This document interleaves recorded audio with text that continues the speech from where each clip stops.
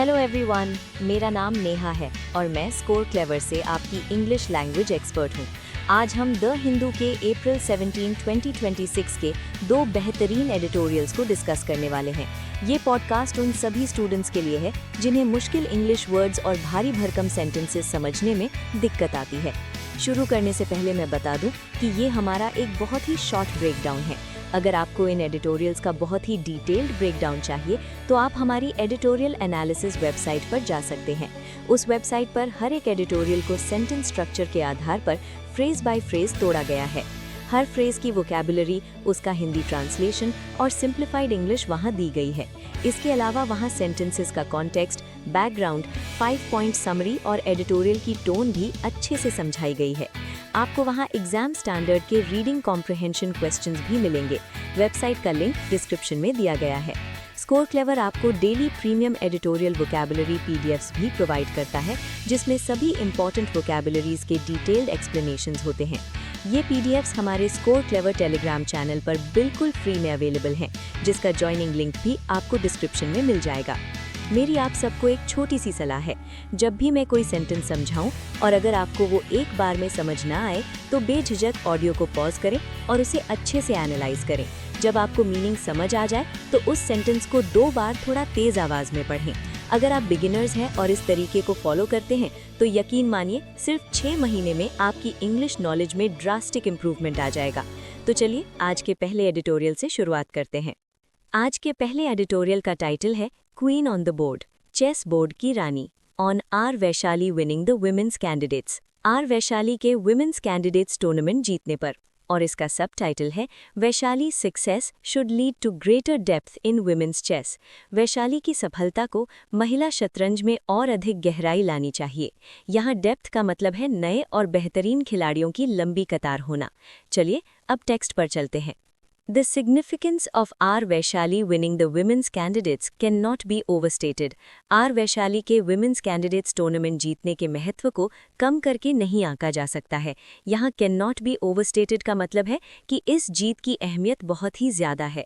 The winner of the grueling 14-round tournament, इस बेहद कठिन और थका देने वाले 14 राउंड के टूर्नामेंट के विजेता को, grueling का मतलब होता है बहुत ही थकाऊ या मेहनत वाला, featuring the world's top chess players, जिसमें दुनिया के बेहतरीन शतरंज खिलाड़ी हिस्सा लेते हैं, gets the right to challenge the world champion, उसे वर्ल्ड चैंपियन को चुनौती देने का अधिकार मिलता है।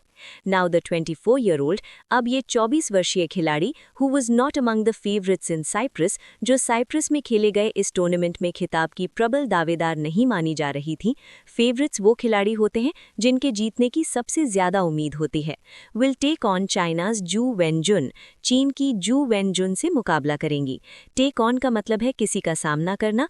इन the world championship later this year, इस साल के अंत में होने वाली वर्ल्ड चैंपियनशिप में। Vaishali is the first Indian to win the women's candidates, Vaishali women's candidates जीतने वाली पहली भारतीय है, विच डेट्स बैक टू 1952, जिसकी शुरुआत 1952 में हुई थी। डेट्स बैक टू का मतलब है कि इसका इतिहास उस समय तक जाता है। And now only the second Indian, और अब वो केवल दूसरी भारतीय हैं to contest the women's world classical chess championship match, जो women's world classical chess championship match में हिस्सा लेंगी। She must be aiming to become the first Indian, उनका लक्ष्य पहली भारतीय बनना होगा, to capture the crown that matters most in women's chess, जो महिलाओं की शतरंज में सबसे अहम खिताब पर कब्जा जमाए। कैप्चर द क्राउन का मतलब है किसी बड़े खिताब को जीतना। बिसाइड्स वैशाली, वैशाली के अलावा Divya Deshmukh also played at the candidates, Divya Deshmukh ने भी कैंडिडेट्स टूर्नामेंट में खेला था। दो she had a forgettable tournament, हालांकि उनके लिए ये टूर्नामेंट भूल जाने लायक रहा, finishing 7th in a field of 8, क्योंकि 8 खिलाड़ियों के बीच वो 7वें स्थान पर रहीं। Divya had made history herself last July, Divya ने खुद पिछले साल जुलाई में इतिहास रचा था when she won the world cup, जब उन्होंने वर्ल्ड कप जीता था। She was the first Indian women to win that prestigious event, वो उस प्रतिष्ठित इवेंट को जीतने वाली पहली भारतीय महिला थी। प्रेस्टीजियस का मतलब होता है बहुत ही सम्मानित या नामी। It is remarkable that 2 young Indian women, ये बहुत ही शानदार और ध्यान देने योग्य बात है कि 2 युवा भारतीय महिलाओं ने, रिमार्केबल मतलब कुछ ऐसा जो असाधारण हो, have won 2 of the biggest events in world chess, विश्व शतरंज के 2 सबसे बड़े इवेंट जीते हैं within a space of 9 months, केवल 9 महीने के भीतर। And Koneru Humpy had clinched her second world rapid championship, और कोनेरू हम्पी ने अपनी दूसरी वर्ल्ड रैपिड चैंपियनशिप जीती थी। क्लिंच्ड का मतलब होता है जीत हासिल करना या अपनी जीत पक्की करना, इन दिसंबर 2024, दिसंबर 2024 में।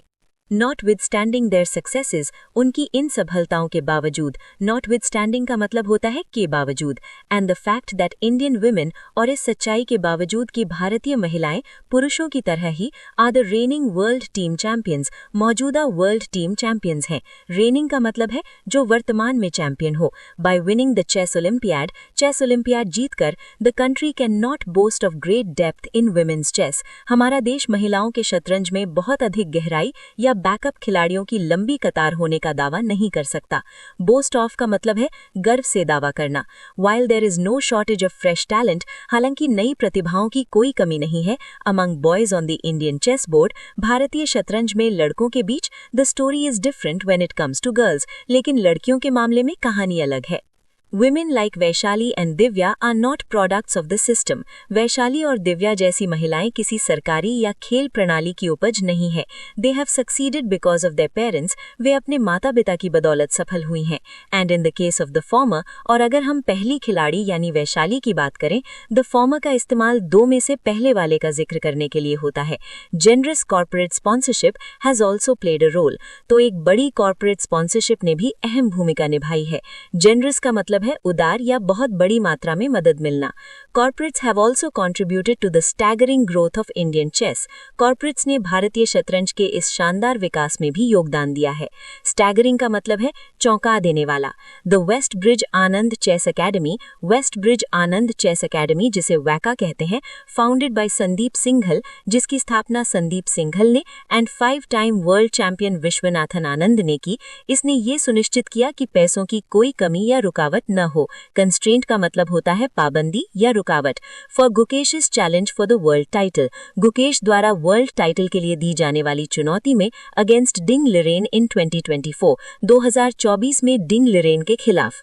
Indian chess can get only better if more corporates step forward. भारतीय शतरंज तभी और बेहतर हो सकता है जब और भी कॉर्पोरेट्स मदद के लिए आगे आएं। Step forward मतलब जिम्मेदारी लेने के लिए आगे आना।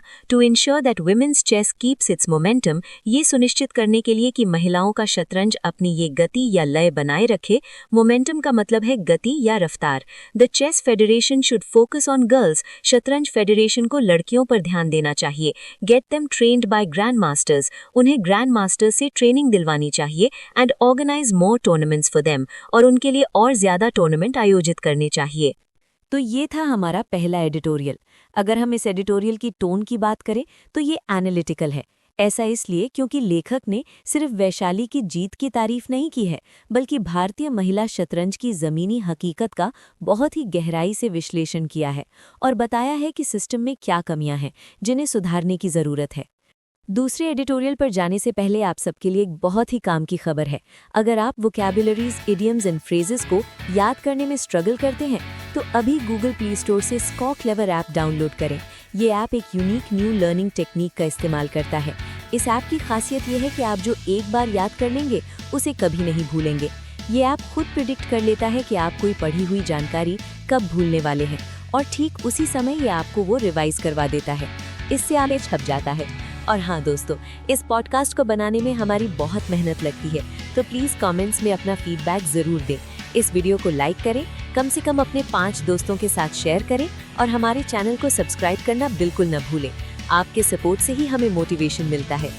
चलिए अब बढ़ते हैं आज के दूसरे एडिटोरियल की तरफ। इसका टाइटल है क्रीपिंग रिस्क, धीरे धीरे बढ़ता हुआ खतरा, on industrial accidents and neglect of risks, औद्योगिक दुर्घटनाओं और खतरों को नज़रअंदाज करने पर। और इसका सबटाइटल है industrial accidents occur due to neglect of risks built up over time, औद्योगिक दुर्घटनाएं समय के साथ बढ़ने वाले खतरों की अनदेखी के कारण होती हैं। An engineering reality underlying the recent spate of boiler explosions is हाल ही में हुए बॉयलर धमाकों की झड़ी के पीछे की इंजीनियरिंग सच्चाई ये है कि अंडरलाइंग का मतलब है बुनियादी या किसी चीज के पीछे छिपी हुई बात, और स्पेट का मतलब है किसी घटना का लगातार और बड़ी संख्या में होना। That boilers almost never fail this way suddenly, कि बॉयलर्स लगभग कभी भी इस तरह अचानक से फेल या खराब नहीं होते हैं। They are usually due to over pressure, ये आमतौर पर जरूरत से ज्यादा दबाव के कारण होते हैं। स्केलिंग, अंदरूनी सतह पर कचरा या मिनरल की परत जमने के कारण। स्केलिंग एक टेक्निकल टर्म है जिसका मतलब है बॉयलर के अंदर की सतह पर गंदगी या खनिजों का जम जाना। मिसमैनेज्ड वाटर लेवल, पानी के स्तर के सही से प्रबंधित न होने के कारण। एंड और रिवाइवल स्ट्रेस, और या फिर दोबारा चालू करते वक्त पड़ने वाले दबाव के कारण। रिवाइवल स्ट्रेस का मतलब है जब कोई भारी मशीन बहुत दिन बंद रहने के बाद दोबारा चालू होती है तो उस पर जो जोर पड़ता है। The risk of each of which builds over time, जिनमें से हर एक का खतरा समय के साथ बढ़ता जाता है। द बॉयलर एक्सप्लोजन इन सक्ती छत्तीसगढ़ के सक्ती में हुआ बॉयलर धमाका दैट किल्ड 20 पीपल, जिसमें 20 लोगों की जान चली गई, also shares a few similarities, उसमें भी कुछ समानताएं देखने को मिलती हैं with the Visakhapatnam gas leak in 2020 के विशाखापट्टनम गैस रिसाव से, and the blast at a thermal power station in Neyveli in 2020, और 2020 में ही नईवली के एक थर्मल पावर स्टेशन में हुए धमाके से। इन द फॉर्मर, पहले वाले मामले में यानी विशाखापट्टनम वाले मामले में, safety systems at a unit had been inactive और अनकैलिब्रेटेड। एक यूनिट के सेफ्टी सिस्टम्स काम नहीं कर रहे थे या उन्हें सही से सेट नहीं किया गया था। अनकैलिब्रेटेड का मतलब है मशीन की सेटिंग या माप का सही न होना। Following a post lockdown restart, lockdown के बाद दोबारा चालू किए जाने पर। While a plant restart process triggered the explosion at the latter, जबकि दूसरे वाले मामले में यानी नईवली में प्लांट को दोबारा चालू करने की प्रक्रिया ने धमाके को जन्म दिया। ट्रिगर्ड मतलब किसी चीज को शुरू कर देना। This Sakti plant had likewise bin recently acquired, इसी तरह सक्ती प्लांट को भी हाल ही में किसी नई कंपनी द्वारा खरीदा गया था। रिसेंटली कमीशन्ड, हाल ही में काम के लिए चालू किया गया था। कमीशन्ड का मतलब है मशीन या प्लांट को आधिकारिक तौर पर काम के लिए शुरू करना। And was operating at under its full capacity at the time of the blast, धमाके के समय।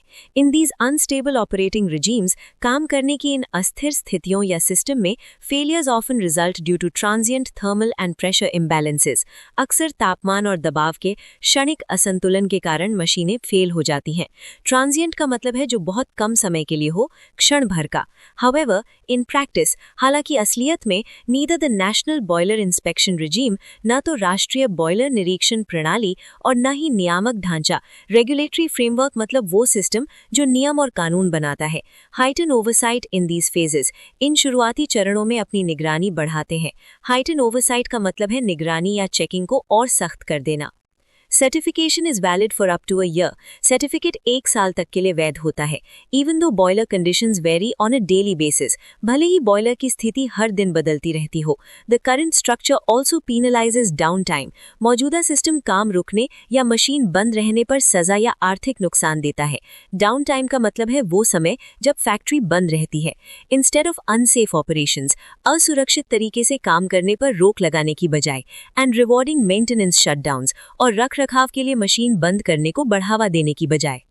Events such as those at सक्ती जैसी घटनाएं और also evidence that the framework's focus, इस बात का भी सबूत है कि हमारे सिस्टम का फोकस सिर्फ बनावट के मानकों पर है, फैब्रिकेशन स्टैंडर्ड्स मतलब मशीन कैसे बनी है उसके नियम, rather than continuous instrumentation and auditing, न कि लगातार उपकरणों की जांच और ऑडिट करने पर, is not working, और ये तरीका काम नहीं कर रहा है।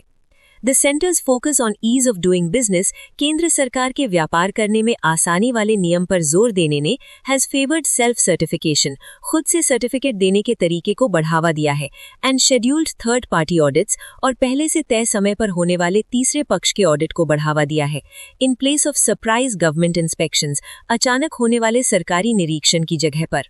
The boiler accident inquiry rules were notified in 2025. 2025 में boiler accident inquiry rules लागू किए गए थे। Whether they will address these structural gaps, क्या वे इन ढांचागत कमियों को दूर करेंगे? Remains to be seen. ये देखना अभी बाकी है। The expansion of India's industrial capacity, Bharat की औद्योगिक क्षमता का विस्तार, is pushing ageing infrastructure harder, पुराने हो रहे बुनियादी ढांचे पर और ज्यादा दबाव डाल रहा है। More plants are operating closer to their limits, ज्यादा से ज्यादा प्लांट अपनी अधिकतम क्षमता के करीब काम कर रहे हैं। And flaws in their management, और उनके प्रबंधन की कमियां are being exposed to more media coverage and political attention, media coverage और राजनीतिक ध्यान के कारण ज्यादा उजागर हो रही हैं। It is possible that these facilities, ये संभव है कि ये कारखाने लंबे समय से अपने मजदूरों को धकेल रहे हैं टू हैजर्डस वर्किंग कंडीशंस, खतरनाक काम की परिस्थितियों में। हैजर्डस का मतलब है बहुत ही खतरनाक या जानलेवा। And the ensuing crisis are not altogether accidental, और इसके बाद होने वाले ये संकट पूरी तरह से अचानक हुए हादसे नहीं है। एंस्यूइंग मतलब जो किसी घटना के परिणाम के रूप में बाद में हो।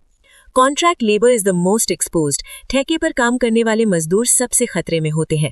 अ growing share of workers are migrants, मजदूरों का एक बढ़ता हुआ हिस्सा प्रवासी है। हायर्ड वाया सब कॉन्ट्रैक्टर्स, जिन्हें छोटे ठेकेदारों के जरिए काम पर रखा जाता है। Who trade blame with the operator after a disaster, जो किसी आपदा के बाद मुख्य कंपनी के साथ एक दूसरे पर आरोप मढ़ते हैं। ट्रेड ब्लेम का मतलब है अपनी गलती न मानकर एक दूसरे पर दोष लगाना। The safety signage and manuals, सुरक्षा से जुड़े निशान और किताबें are often not available in their native languages, अक्सर मजदूरों की अपनी मातृभाषा में उपलब्ध नहीं होते हैं। इन्वेस्टिगेटर्स हैव रिपोर्टेड, जांचकर्ताओं ने ये रिपोर्ट दी है, workers in the Pune industrial belt since 2021 कि 2021 से पुणे इंडस्ट्रियल बेल्ट के मजदूर and following explosions in Sangareddy in 2024 and 2025 और 2024 और 25 में संगारेड्डी में हुए धमाकों के बाद being unaware of the names and properties of the chemicals in their workplace, अपने काम करने की जगह पर मौजूद रसायनों के नाम और उनके गुणों से अनजान थे। The new OSHW code 2020 also does not clearly hold, नया OSHW कोड 2020 भी स्पष्ट रूप से मुख्य नियोक्ता या कंपनी मालिक को आपराधिक रूप से जिम्मेदार नहीं ठहराता है। क्रिमिनली लायबल का मतलब है कानूनी रूप से जुर्म का भागीदार मानना। For safety lapses in contractors operations, ठेकेदारों के काम में होने वाली सुरक्षा चूकों के लिए। सेफ्टी लैप्सेज मतलब सुरक्षा में की गई लापरवाही, but qualifies it only on the employers negligence, बल्कि इसे तभी जुर्म मानता है जब मालिक की सीधी लापरवाही साबित हो। दीज आर ओल्ड कंप्लेंट्स, ये पुरानी शिकायतें हैं about how India treats it's labour, कि भारत अपने मजदूरों के साथ कैसा व्यवहार करता है। Until this culture is dismantled, जब तक इस संस्कृति या सिस्टम को पूरी तरह से खत्म नहीं किया जाता। डिसमेंटल्ड का मतलब है किसी चीज को जड़ से उखाड़ देना या नष्ट कर देना। फर्म्स एंड रेगुलेटर्स इंसेंटिव्स, कंपनियों और नियमों को पालन कराने वालों के फायदे, लेबर अरेंजमेंट्स, मजदूरी की व्यवस्थाएं एंड फैक्ट्री फ्लोर प्रैक्टिसेस और कारखानों के अंदर काम करने के तरीके विल कीप अब्सॉर्बिंग एक्सीडेंट्स, इन हादसों को सहते रहेंगे या इन्हें सामान्य बात मानते रहेंगे as the cost of doing business, व्यापार करने की एक कीमत समझकर। अगर हम इस दूसरे एडिटोरियल की टोन की बात करें तो ये पूरी तरह से क्रिटिकल है। लेखक सरकार की नीतियों, कमजोर कानूनों और फैक्ट्री मालिकों की लापरवाही की कड़ी आलोचना कर रहा है, जो मजदूरों की जान के साथ खेल रहे हैं। तो दोस्तों, जाते जाते आपके लिए एक बहुत ही एक्साइटिंग खबर है कि आप अपनी वोकैबुलरी को और भी मजेदार तरीके से टेस्ट करना चाहते हैं, तो ज्वाइन कीजिए हमारा डेली एडिटोरियल वोकैबुलरी क्विज हमारे टेलीग्राम चैनल पर। ये क्विज रोज शाम 7 बजे लाइव होता है और इसमें उस दिन के एडिटोरियल वोकैबुलरी के सवाल होते हैं। आप इसे IPL फॉर एडिटोरियल वोकैबुलरी मान सकते हैं। इसमें मंथली लीग्स होते हैं, आपका स्कोर ट्रैक होता है और टॉपर्स को बेहतरीन रिवॉर्ड्स भी मिलते हैं। तो इंतजार किस बात का, चैनल की वोकैब लीग ज्वाइन करने का लिंक डिस्क्रिप्शन में है। मैं नेहा आपसे कल फिर मिलूंगी नए एडिटोरियल्स के साथ। तब तक के लिए keep learning and keep growing.